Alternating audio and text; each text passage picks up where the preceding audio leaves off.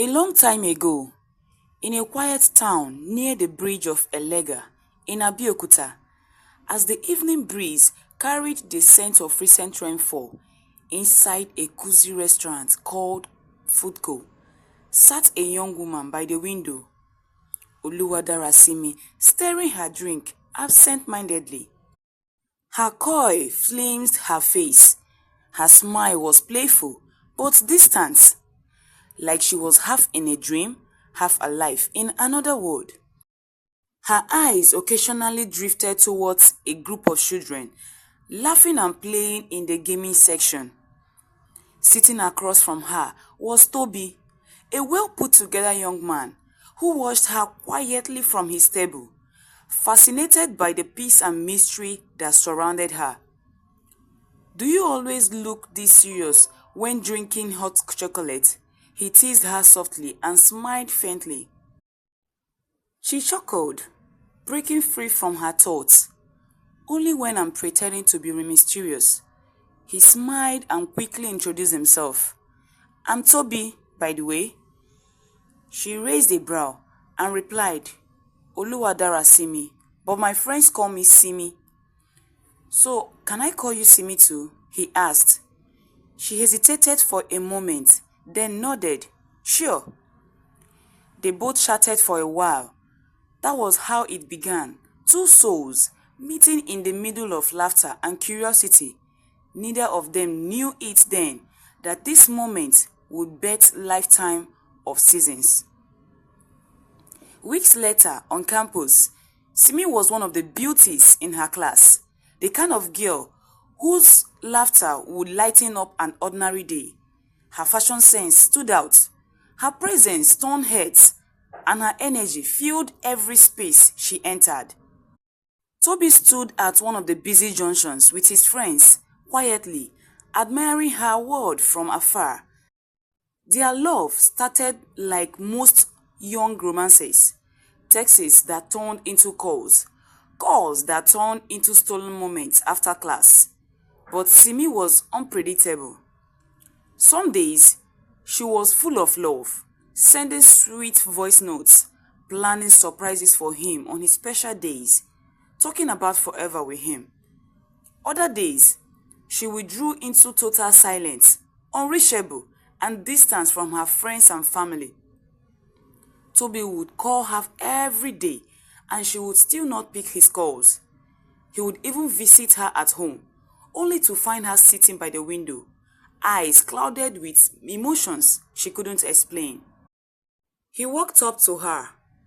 "What's wrong, Simi?" he would ask softly. She looked so down. "Nothing. I just feel off." He didn't understand it then, but he stayed by her side, just to keep her company. He also learned that loving her wasn't about fixing her mood swings. It was about standing by her side while she go through them at the moment. One rainy afternoon, after they had a serious argument, Simi ran off crying. After a while, Tobi found her sitting alone under a tree, her clothes soaked. Tobi went to meet her there. Without a word, he removed his jacket and placed it over her shoulders. She looked up, surprised.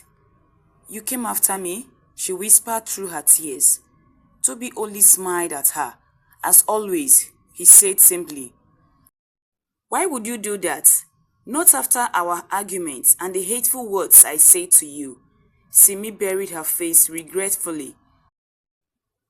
And that was how she realized his love wasn't loud.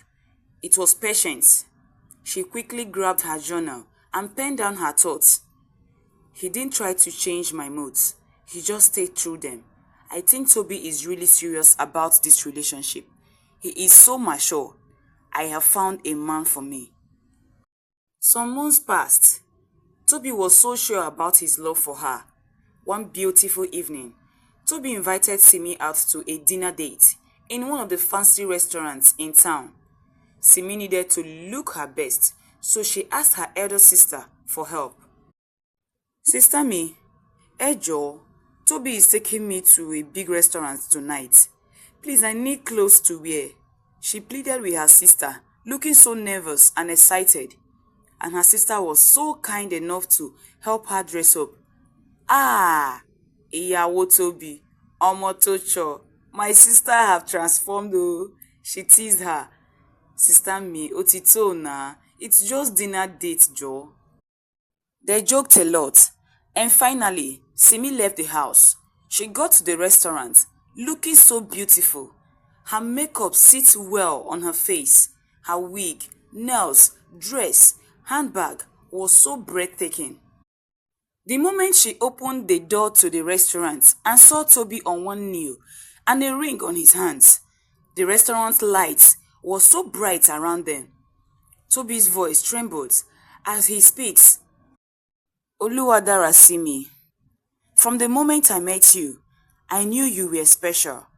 You were my best friend, my partner and my soulmate. I love our adventures together, and I want many more. You are the reason my heart beats faster. I promise to support your dreams and make them come true.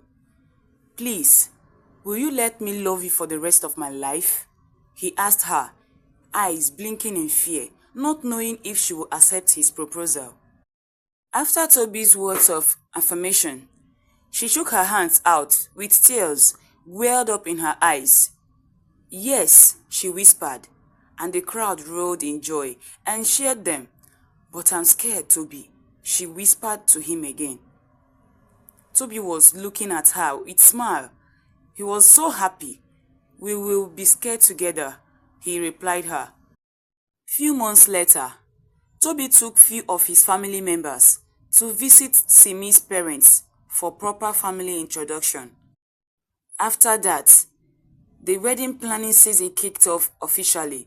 Laughter and occasional arguments crept in. But their excitement soon gave way to stress. Simi became restless. Every decision, venue, dress, guest list, felt like a battle for her. Her styles and choices clashed with her fears. One morning, she woke up with so many doubts about everything. What if marriage ruins our love? What if I wasn't good enough for him? She wrote down on her journal. When she stepped out of her room, Tobi was already sitting at the dining table, having some breakfast. He noticed her anxiety and stressed face, but never mocked or joked about it. That same day, after a tense wedding planning appointment with some of their vendors, she broke down in tears. I can't do this anymore, Tobi. I just want to disappear. My head is banging so bad, and I'm already running down. He sat beside her, held her hands gently, and said to her, then let's forget about the wedding for now. Let's just remember why we said yes. Okay? Tears runs down Simi's face. But why? Because even when you drive me crazy, he smiled. I still can't imagine my world without you in it, Simi. Ifemi. He continued to cheer her up with sweet names that could make her smile as they embraced themselves that night. Months later, they registered their marriage and got married in a very simple way, currently living in a cozy apartment in town. Dirty clothes, dishes in the sink, laughter mixed with exhaustion. Marriage was sweet at first. Lazy mornings, shared meals, the kind of love that felt like home. But as time passed, the marriage glow dimmed. Work stress, bills, family expectations started ringing on them. Simi grew quiet and tired of everything. She withdrew to her inner self once again. She missed the carefree girl she used to be. Tobi continued to cheer her up in his own ways. He would always get her flowers and chocolate on his way back from work. Breakfast in bed, but her smiles no longer reached her eyes anymore. One night, after yet another argument, she whispered, I feel lost, Tobi, like I have become someone else. I don't really know what is wrong with me. she cried out. Tobi quickly reached out to her. He touched her face gently. Then let's find her together. I'm in this with you forever, Simi. He reassured her. Simi looked into his eyes. She sees a man deeply in love with her and all her mood swings as a woman. After some time, Tobi and Simi started rediscovering their love again. They tried doing things together, dancing in the kitchen while cooking breakfast or dinner, walking by the beach, laughing at old pictures of them back in school days. And slowly, Simi began to breathe again. Her worries and anxieties dropped. She realized that love wasn't about staying in the same place. It was about growing, changing, and still holding hands through it together. That night, she brought out her journal and wrote down her thoughts. I thought love was butterflies and laughter, but it was also forgiveness, silence, and trying again after every storm. Dear diary, I choose to be happy today and share those beautiful moments with the one I love. Less than 2 years in marriage, God blessed her union with a beautiful baby girl. Simi lies exhausted in the hospital bed while Tobi held her hands, encouraging her to be strong for their baby. Tobi's voice trembles as he couldn't hold back his joy. Oh my word, she looks just like you, babes, he said, looking at his family, overwhelmed in joy. Simi smiles weakly. Then she's lucky, she replied before going to sleep. Motherhood brought both light and darkness to Simi. She adored her baby and overwhelmed by her beauty. The stress that accompanied childbirth swallowed her. Her sleep was deprived, and some days she was emotionally drained. Some days she would stare at her baby girl and cry from joy. Other days from exhaustion. And occasionally, her mood swings widely. She would snap at Tobi at every little thing, then apologizes with tears. She felt guilty for not always feeling happy, but she couldn't help feel that way. Tobi didn't lecture her or blame her for speaking to him harshly. He just hugged her every time she snapped at him. When she couldn't sleep after breastfeeding her baby, he stayed awake beside her, keeps her company till she falls asleep. And most of the times, when she felt ugly, he would tell her she is beautiful. One night, Simi broke down completely and her baby was crying. She couldn't carry her or care for her. She wished to, but something isn't letting her do it. Tobi heard the baby's cry, woke up immediately and carried her out of her bed. He looked around and saw his wife by the corner of their bed crying too. He was very confused and worried as well. Ifemi, what happened? Why are you there crying? Why didn't you carry little Simi when she was crying? What is really going on? He asked and continued dancing with the baby so she could stop crying. Simi looked at him and even cried louder. I don't know who I am anymore, Tobi. I love her, but I miss myself. I'm tired, honestly. I think I'm possessed. What kind of a mother neglects the cry of her child? She complained. Tobi went closer to her, took her hands, and said softly, Stop this, babes, please. You are not alone in this, Simi. You have just become more. You are her word now, and still my. You mean a lot to us, he points out. They talked for a while, and finally, little Simi went back to sleep. They held each other's hands, standing beside the crib. Their baby's soft breath filled the silence, and Tobi comforted and hugged his wife back to bed. 10 years later, in a quiet garden, Simi and Tobi sat on a bench eating grilled chicken with some juice, watching their grown kids playing and laughing in the distance. Simi smiled faintly, looked at Toby, and said, "You have seen me in every mood, angry, sad, tired, happy, and you stayed true. You are truly my soulmate, you know." Toby looked at her and let out a soft laugh. "Even storms have beauty, you know. Ìyàwó mi, ìfẹ́ mi, you are my trophy wife, oh, and I will forever love you." He gently leaned in and planted a kiss on her lips. She leaned her head on his shoulder and asked, "Ọkọ mi, do you think that love changes in time?" She looks at him, but he smiles.